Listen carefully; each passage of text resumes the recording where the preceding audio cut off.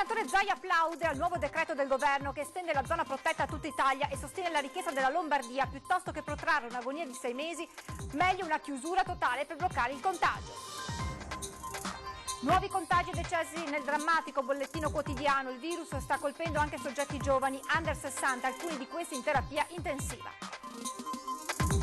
Prima vittima positiva al Covid-19 all'ospedale di Castelfranco. Si tratta di un ultranovantenne ricoverato domenica. Nelle scorse settimane gli aveva fatto visita una figlia residente in Lombardia con problemi respiratori.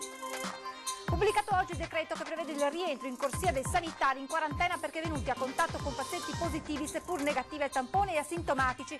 In Veneto sono 656. Controlli sulle strade per la mobilità ridotta e nei locali per le distanze di sicurezza. In un bar di Conegliano l'assenza del cosiddetto droplet fa scattare la denuncia.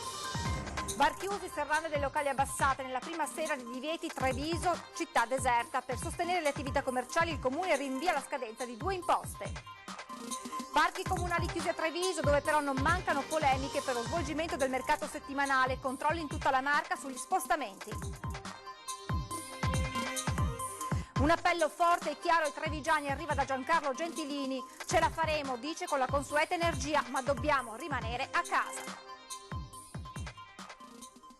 Telespettatori di Antena 3, buonasera, ben ritrovati con le notizie da Treviso e provincia, edizione che si apre come di consueto con gli aggiornamenti sui dati dei contagi da Covid-19, con l'ultimo bollettino emanato dalla Regione Veneto. Ebbene, a Treviso i casi sono 158, non ci sono state variazioni, quindi il numero è rimasto invariato rispetto al bollettino di questa mattina. In Veneto, lo vedete, in totale i contagi sono saliti a 913, 57 positivi in più rispetto a stamane. Per quanto riguarda i ricoveri, sono 70 le persone ricoverate all'ospedale di Treviso, 8 in più rispetto a stamane, 7 in terapia intensiva, un caso in più quindi in terapia intensiva, 5 le persone dimesse, restano 13 le persone che hanno perso la vita. E poi ospedale di Conegliano, 4 ricoverati, 3 in più rispetto a stamattina, 8 in terapia intensiva. E poi Vittorio Veneto con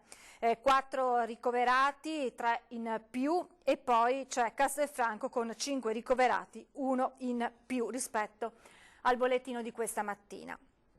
Il governatore Zaia nel quotidiano Punto Stampa ha detto bene la misura, il nuovo DPCM del Presidente del Consiglio, che estende di fatto le misure già che riguardavano già Padova, Venezia e Treviso, estese a tutta Italia. E poi Zaia parla di altre misure, sposando quella che era l'appello lanciato dal suo collega della Lombardia, Fontana, ovvero di misure ancora più forti perché la parola d'ordine è quella di contenere il coronavirus. Non è escluso, e questa è un'idea che sta circolando e lo dico, prendetela come riflessione, ma non la trovo tanto barbina come riflessione, che piuttosto che protrarre un'agonia che dura mesi sia meglio arrivare a una chiusura totale ben contingentata in maniera tale che si possa bloccare il contagio del tutto. C'è anche questa linea di pensiero, immagino che oggi ne parleremo anche nei prossimi giorni, però è fondamentale pensare che noi dobbiamo isolare il virus. Chiudere tutte le attività commerciali non essenziali, ad eccezione di supermercati e farmacie, stop anche ai mezzi pubblici per 15 giorni. E questa è la richiesta che arriva al governo da Veneto e Lombardia e che sarà al centro del confronto nelle prossime ore. Una misura ancora più restrittiva, ma ritenuta da Zaia e Fontana necessaria per fermare il contagio. Più rallentiamo il contagio, cioè la velocità di contagio, più respiro abbiamo rispetto alle strutture ospedaliere. La Regione in mattinata ha diffuso i dati relativi alle terapie intensive. I 450 posti letto negli ospedali veneti presentano al momento un tasso di occupazione medio dell'80%. 67 di questi sono occupati da pazienti affetti da coronavirus. Da ieri si sono aggiunti altri 48 posti attivati senza bloccare l'attività. Sono poi in allestimento altri 120 di terapia subintensiva aggiuntivi a quelli esistenti. Intanto una boccata d'ossigeno all'attività nei nosocomi arriva dall'articolo 7 del decreto approvato la settimana scorsa e pubblicato oggi. Quello della possibilità di far lavorare tutti i sanitari, ma non solo, anche i dipendenti per i servizi essenziali che sono stati oggetto di contatto con persona positiva ma hanno un tampone negativo.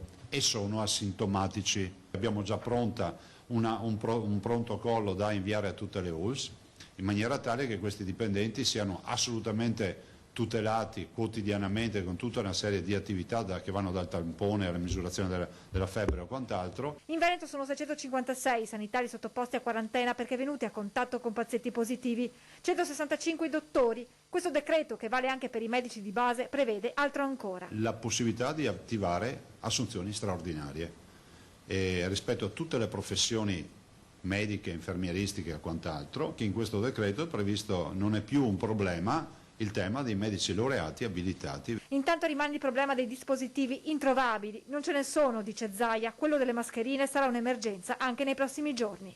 Il mondo intero sta galoppando verso l'ultimo scatolone di dispositivi. Noi abbiamo avuto vicende nelle quali ci offrono materiale inesistente, dove ci chiedono il pagamento del 100% prima della spedizione. Dall'altro abbiamo ovviamente competitors a livello internazionale che addirittura riescono a intervenire anche su prodotti che sono già destinati alla nostra comunità o ad altre comunità. E scattare la fotografia dell'emergenza, anche il direttore generale dell'USL 2 Benazzi, oggi in visita nei vari ospedali della Marca.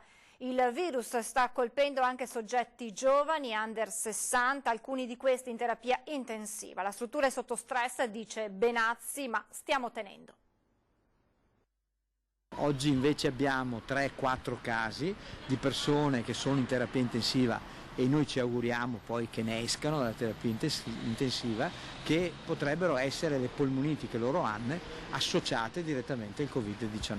Persone sotto i 60 anni, sono in condizioni direi severe, ma che noi ci auguriamo, grazie anche alla forza, all'aiuto e a quello che stanno facendo i nostri operatori, che riescano a superare questo periodo difficile ed uscire dalla terapia intensiva. La conferma arriva direttamente dal direttore Francesco Benazzi. Il Covid-19 sta colpendo anche soggetti giovani, under 60, che proprio a causa del virus hanno sviluppato problemi respiratori gravi. Quanto ai decessi, continuano a riguardare principalmente persone anziane con quadri clinici complicati e già compromessi. La novità semmai sta nel fatto che non si tratta più soltanto di ex ricoverati nella geriatria del Cafoncello. Abbiamo altre persone che ovviamente non fanno parte del classe della geriatria, che arrivano dai territori e quindi sono da studiare, da verificare, da capire se c'è stato un contagio ed è la causa del contagio diretto del Covid-19 oppure se vanno a sommarsi anche le patologie che le persone hanno. Questa quindi l'evoluzione del contagio nella Marca, dove spento il focolaio della geriatria resta una situazione a macchia di leopardo. C'era quello della geriatria che abbiamo, come dire, spento.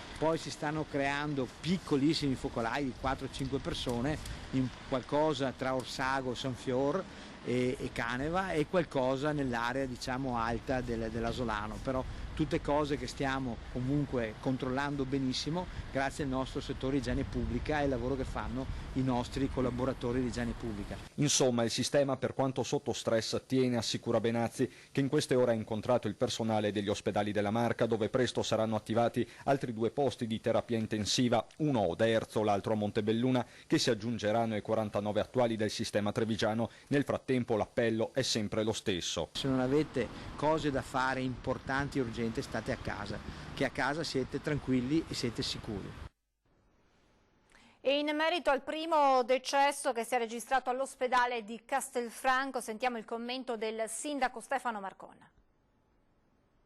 Sì, anche a Castelfranco è capitato questo decesso. Purtroppo l'emergenza che stiamo vivendo comporta anche questo epilogo, ripeto purtroppo, e faccio il cordoglio alla famiglia del soggetto, e quando avremo informazioni più precise cercheremo di essere puntuali anche nelle azioni che dobbiamo mettere in pista. Che report ha dall'ospedale di Castelfranco sulla situazione di pressione che si sta vivendo? C'è una situazione di operatori che sono chiamati a fare un lavoro straordinario, una situazione che però si sente anche governata per certi aspetti, nel senso che il sistema funziona, tiene, ci sono i canali di dialogo aperti, nel momento in cui si traccia qualche positività si mette in moto la catena della ricerca dei contatti e quindi da parte dell'ospedale di Castelfranco Veneto si vivono le tensioni e per certi aspetti le fatiche che stanno passando tutti gli operatori operatori del sistema sanitario, ai quali rivolgo il mio personale grazie, perché veramente stanno dando dimostrazione di essere dei numeri uno. I cittadini in questo momento, in un momento in cui le notizie corrono veloci, vivono delle situazioni un po' di dubbio, di disagio, di timore per certi aspetti, però io voglio ricordare che le azioni messe in pista sono tutte tese alla salvaguardia della salute dei cittadini e alla salvaguardia del sistema sanitario nazionale. Quello nostro, quello veneto, quello trevigiano è un sistema d'eccellenza,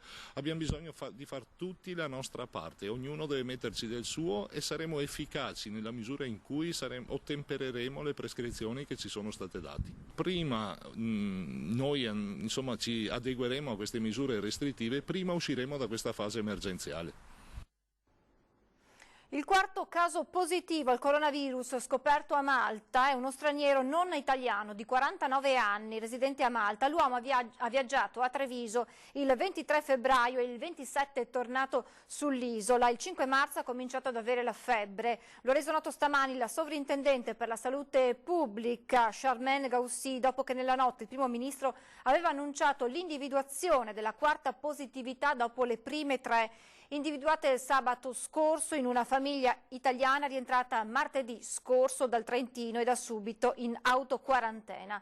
Gaussi ha aggiunto che a Malta sono stati fatti finora oltre 500 tamponi.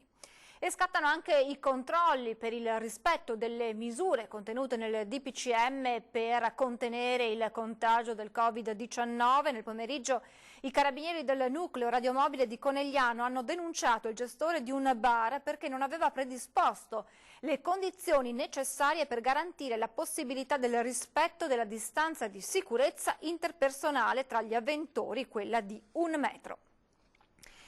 Parchi comunali chiusi a Treviso, dove però non mancano le polemiche sullo svolgimento del mercato settimanale, controlli poi in tutta la Marca sugli spostamenti ed è online la nuova certificazione relativa al nuovo DPCM. Anche i parchi comunali resteranno chiusi nei giorni della grande emergenza, una decisione che per Casugana si rende necessaria per evitare assembramenti, seppure all'aria aperta. Il sindaco Mario Conte per tutto il giorno si è appellato al buonsenso dei trevigiani. Ognuno di noi deve in questo periodo cambiare le proprie abitudini. Rispetto a una settimana fa le cose sono cambiate, il Ministero ha dato delle indicazioni più restrittive e dobbiamo obbligatoriamente tutte rispettarle. E tramite Facebook sempre il sindaco ha risposto anche a quei tanti cittadini che hanno sottolineato alcune contraddizioni, perché se da un lato si chiudono i parchi, dall'altro i mercati restano aperti. Il mercato oggi è previsto dal decreto, dal lunedì al venerdì i mercati si possono fare, non si potrà fare quello del sabato. È inutile che continuate a chiedermi di sospendere, di annullarlo, perché ogni ordinanza del sindaco in questa fase sarebbe nulla. Mercato va detto semivuoto, come si vede dalle immagini, dove peraltro la Polizia Municipale ha effettuato delle verifiche, controlli che hanno riguardato tutta la Marca e tutte le forze di polizia. Qui per esempio siamo in zona Silea, dove hanno stazionato gli agenti della Polizia di Stato che a campione hanno chiesto evidenza degli spostamenti in auto. Fondamentale avere con sé, in assenza di altre attestazioni, la nuova autocertificazione ai sensi dell'ultimo DPCM, scaricabile dai vari siti istituzionali, Comune di Treviso in primis. Lo spostamento è sempre determinato dalla necessità di muoversi per comprovate esigenze lavorative, situazioni di necessità, motivi di salute e rientro al proprio domicilio o residenza.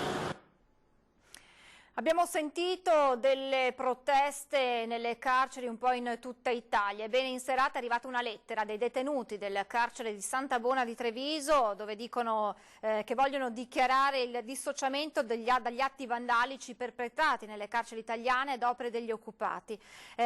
Spiegano come stiano soffrendo la distanza dai loro cari con la soppressione dei colloqui visivi, situazione non voluta dall'amministrazione carceraria, scrivono, ma dal governo la direzione aggiungono ci ha concesso la possibilità di contattare i nostri cari con delle telefonate straordinarie e la possibilità dell'uso di Skype. Anche noi, come molti assistenti penitenziari, soffriamo per quelli che non possiamo vedere, ma siamo anche consapevoli, scrivono, che presto potrebbe ritornare la normalità per noi e per tutti gli italiani. E questa arriva dopo la protesta andata in scena ieri sera al carcere Santa Bona di Treviso. 200 detenuti della casa circondariale hanno rumorosamente manifestato contro le nuove restrizioni imposte dal decreto legge per combattere il propagarsi del contagio del coronavirus, sbattendo con le pentole le sbarre delle proprie celle. Intervenuti sul posto gli agenti della polizia e i carabinieri. La manifestazione non è in nessun modo degenerata come è avvenuto invece in altre città italiane. I reclusi hanno ottenuto di poter vedere e parlare con i propri cari con videochiamate, come proprio loro stessi hanno dichiarato nella lettera arrivata in redazione in serata. E un appello forte e chiaro ai trevigiani arriva da Giancarlo Gentilini. Ce la faremo, dice, ma dobbiamo rimanere in casa. Carissimi cittadini, vi supplico di applicare pedissequamente tutte le disposizioni governative, perché siamo di fronte ad una calamità mondiale e quindi dobbiamo trovare in noi tutte le forze per resistere e per dare un futuro ai nostri figli e ai nostri nipoti, altrimenti cala sulla nostra civiltà la morte. E io non voglio, bisogna vivere e vincere. Mi raccomando, questo è un suggerimento e una supplica dell'ex sindaco di Treviso Giancarlo Gentilini. E Cassugana rinvia il pagamento delle imposte comunali per le attività commerciali allo studio, poi ci sono anche altri provvedimenti. Divieti, chiusure anticipate, anche a Treviso nella prima serata di attuazione delle misure più restrittive imposte dal governo, scene da una città deserta e attività economiche in grave difficoltà. Cassugana fa la sua parte e con un provvedimento approvato nelle scorse ore dalla Giunta rinvia la scadenza dell'imposta sulla pubblicità e sull'occupazione delle aree pubbliche. Ha dilazionato, chiamiamo così, utilizziamo questo termine, dilazionato il termine della COSAP e dell'imposta di pubblicità al 30 settembre e al 31 di ottobre senza interessi e moratorie. Cosa vuol dire questo? Che le cartelle che sono già state emesse, i commercianti che se le vedono arrivare avranno tutto il tempo necessario fino al 31 di ottobre per la COSAP e al 30 di settembre per la pubblicità di pagarle senza interessi e sanzioni. Ma il Comune potrebbe presto intraprendere anche altre iniziative. Stiamo già vagliando delle ipotesi che possono essere quelle di un contributo a ristoro di un marzo difficile che ci vede affrontare questo marzo in maniera drammatica sotto il profilo economico, magari con un rimborso sul 2020 come la Giunta ha già manifestato nel 2019 per il maggio piovoso. Quindi probabilmente, se i numeri ce lo consentono, noi agiremo a favore dei commercianti, stornando e di conseguenza abbonando questo mese che sarà difficile non solo per i commercianti ma per tutta l'economia. E il mondo economico sta pagando a caro prezzo i provvedimenti adottati per contenere il virus, tutti impegnati naturalmente a gestire al meglio l'emergenza ma con danni economici già evidenti.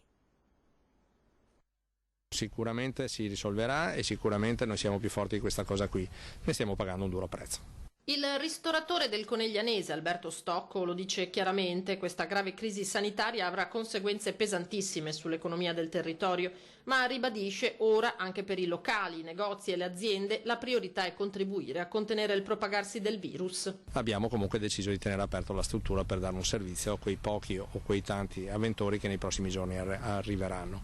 Questo lo terremo in piedi sicuramente fino al giorno 2 aprile e quando scadrà questo decreto, per poi vedere come saranno gli sviluppi. Non è sicuramente un momento facile, però vogliamo dare un segnale anche positivo e come sta girando oggi sulle hashtag un po' di tutto il territorio, non solo, noi ce la faremo. Occorre fare i conti con una situazione in continua evoluzione e prendere via via le decisioni più opportune. Così si stanno muovendo le aziende anche nei confronti dei propri dipendenti. C'è chi sta pensando o chi l'ha già fatto soprattutto aziende nel settore della ristorazione, delle strutture ricettive, locali, bar, che ovviamente sono oggetto delle restrizioni più pesanti. Altri stanno pensando, ci chiedono cosa è meglio fare. È chiaro che la risposta nostra è: facciamo quel che serve nei limiti anche di ciò che è permesso per limitare i danni. Quello del turismo, il primo fronte a soffrire. In questa agenzia di viaggi di Montebelluna tutto fermo sul fronte prenotazioni. La perdita economica è molto grave, infatti io spero che le autorità diano un aiuto concreto alle piccole e medie imprese, non solo del turismo. Tour operator che lavorano comunque per gestire l'emergenza di chi non può più partire o fatica a rientrare. È di queste ore la decisione di Ryanair di sospendere fino all'8 aprile i voli interni da e per l'aeroporto di Treviso. La maggior parte dei tour operator sta congelando gli importi della vacanza prenotata sotto forma di buono, di voucher. Questa politica la stanno adottando anche la maggior parte delle compagnie aeree di linea. La situazione più grave, dove le autorità dovrebbero secondo noi intervenire, riguarda le compagnie aeree low cost. Per loro, se il volo è operativo, il cliente non ha diritto a nessun rimborso. Questo è grave perché va contro quello che è il regolamento che c'è in questo momento. Strade semideserte nella Marca nei giorni della grande emergenza, e questo provoca un contraccolpo pesante anche per le pompe di benzina. Stamattina proprio non c'è nessuno, siamo fermissimi, penso intorno al 60-70%, che non è poco insomma, ma nel giro di 2 o 3 giorni qua, da dopo che è stata data la notizia del blocco di Treviso, si è bloccato tutto. La diminuzione drastica degli spostamenti non si vede solo sulle strade. Qui per esempio siamo in una via centrale di Conegliano, ma anche alle pompe di benzina. È da settimane che nelle stazioni di servizio di tutta la Marca si assiste al calo, ma da domenica è stato il crollo con cifre mai viste prima. Un calo assurdo che è del 70-80% rispetto alla normalità. Speriamo che questo momento passi in fretta e che la soluzione sia vincente, per poi ricominciare. Siamo fiduciosi. Fiducia che però andrà alimentata con provvedimenti specifici da parte del governo. A livello internazionale incide anche il prezzo al barile in caduta libera. Dovranno dare un aiuto per la ripresa a tutto il sistema e dopo tutti gli operatori ci metteranno tutta la loro forza per andare avanti come hanno sempre fatto. C'è una crisi economica che in quel contesto si avanza, perciò anche il calo del petrolio, cioè alla pompa si nota però è relativo. Il problema diventa che con il crollo del petrolio a livello globale, mondiale, crea problemi sull'economia mondiale. Nel decreto lo spostamento per andare a donare il sangue non è esplicitamente autorizzato e le scorte rischiano di andare in sofferenza. Caso esemplare quello di ieri: nella sezione comunale di Venezia non è stata raccolta neppure una sacca, non era accaduto neppure con l'acqua alta di novembre. In questa difficilissima situazione non sono state finora considerate le donazioni di sangue. Il coronavirus sta bloccando mezza Italia e probabilmente ne bloccherà l'altra mezza, però la donazione di sangue non è stata considerata e noi vediamo che siamo in calo importante. Già eravamo in calo a gennaio, a febbraio abbiamo visto una drastica riduzione delle donazioni, è considerato anche che alcuni centri di raccolta non erano aperti, vedi Schiavonia, e che adesso per fortuna stanno riaprendo.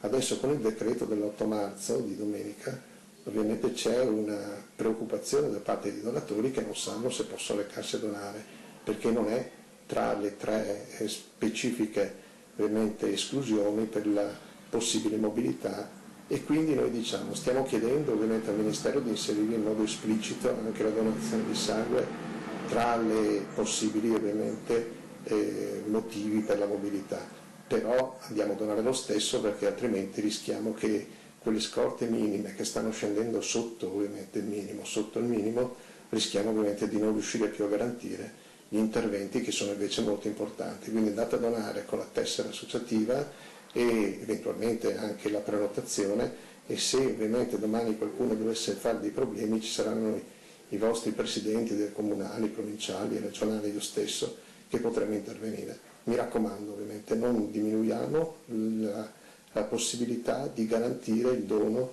agli ammalati. Buona.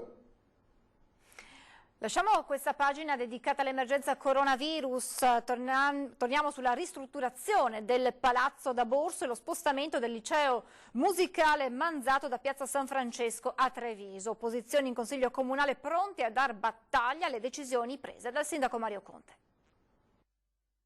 Battaglia aperta per bloccare lo spostamento del Manzato dal centro di Treviso. A dichiararla il sindaco Mario Conte le opposizioni in Consiglio Comunale, contrarie non solo al trasloco dello storico liceo musicale ma anche al ritorno in centro degli uffici dell'assessorato ai lavori pubblici attualmente alla Piani. Il Manzato deve stare in centro storico e quindi va trovata una soluzione in centro storico. Per quello che riguarda i lavori pubblici vi sembrano un pacco postale, già noi li abbiamo spostati alla Piani e da Palazzo Rinaldi, quindi se c'è un ulteriore spostamento anche fra un paio d'anni in centro storico vicino a San Francesco mi sembra veramente che siano due servizi al cittadino che diventano un pacco postale. Tra l'altro spostamenti estremamente onerosi oltre che inutili se non dannosi sotto il profilo del servizio ai cittadini. Ormai la gente si è abituata ad andare alla Piani e possono rimanere là. Per quello che riguarda, visto che sistemano appunto il palazzo di San Francesco, il Manzato può rimanere là, anzi diventa proprio la sede naturale. Opposizioni contrarie anche allo scambio di Santa Maria del Sile. Però la sede di Villa Letizia non è tutt'altro che una sede diciamo di basso livello. Non può essere, non è adatta a delle stanze piccole, troppo fuori e comunque fuori le mura. Il Manzato deve stare all'interno della città come tutti i licei cittadini. Consigliere Tocchetto che sfida il sindaco proprio sul piano della ristrutturazione del Palazzo da Borso. Il Manzato possa essere strutturato a questo punto proprio per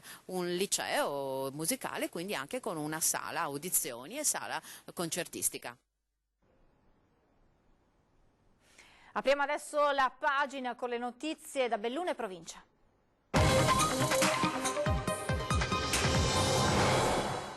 Primo piano anche qui naturalmente l'emergenza coronavirus a partire dagli ultimi dati aggiornati con il bollettino della regione. A Belluno restano 29 i casi positivi, non c'è variazione rispetto al bollettino di questa mattina. Per quanto riguarda i pazienti ricoverati negli ospedali, all'ospedale di Belluno sono 8 pazienti, a Feltre 1, quindi la situazione rimane invariata anche per quanto riguarda le degenze rispetto a questa mattina. L'Uso 1 Dolomiti ha ampliato gli orari di risposta del numero di telefono aziendale dedicato all'informazione riguardante il Covid-19. Da oggi il numero che vedete 0437 51 4343 è attivo tutti i giorni dalle 8 alle 20. La linea dedicata dell'Uso 1 Dolomiti si affianca a 2 numeri già esistenti, quello regionale che vedete in sovrimpressione durante le edizioni dei nostri telegiornali e quello nazionale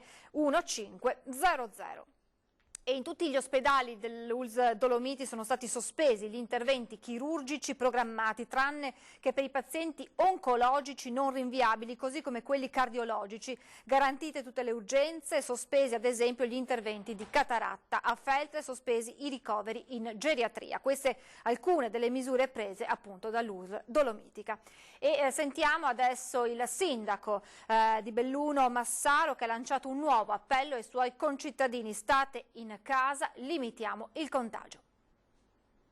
L'obiettivo centrale è rallentare il contagio, quindi rallentare la velocità con cui si propaga questo contagio per fare in modo che i posti letto, i medici, gli infermieri, gli OSS, tutto il personale sanitario sia sufficiente per curare tutti. C'è il rischio infatti di non riuscire a curare tutti se ci ammaliamo tutti insieme. Dobbiamo assolutamente evitare questa evenienza che fa paura, credo, a tutti noi.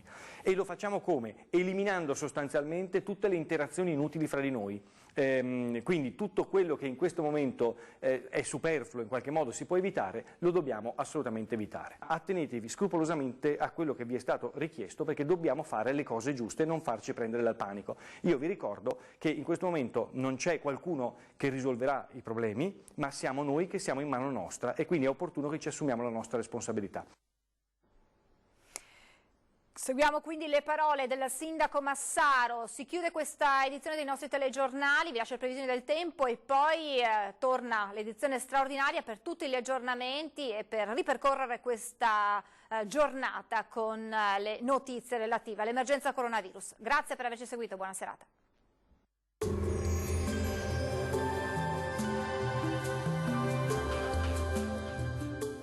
Super fresco a Ponte della Priula, negozio fuori dal coro. Super fresco a Ponte della Priula, qualità al giusto prezzo.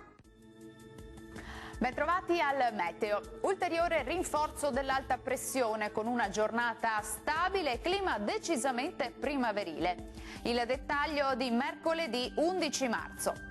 Sul Veneto condizioni di tempo asciutto e stabile, sarà infatti una splendida giornata caratterizzata dal sole con cielo in prevalenza sereno solo con qualche velatura. Non sono attese piogge degne di nota. Temperature in ulteriore aumento, minime comprese tra 2 e 5 gradi, massime invece tra 14 e 17 gradi, punte di 18 gradi sul Rodigino. Ci spostiamo ora sul Friuli Venezia Giulia, anche qui tanto sole dappertutto, al massimo con poche nubi a carattere sparso.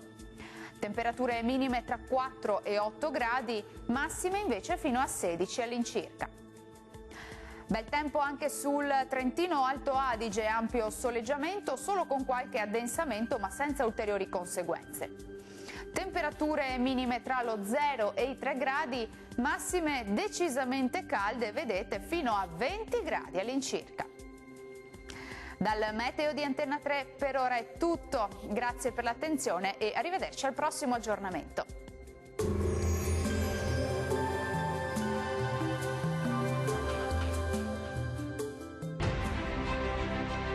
Amaro Montegrappa, alcol da cereali con erbe ed estratti naturali. Amaro Montegrappa, chiedilo al tuo bar.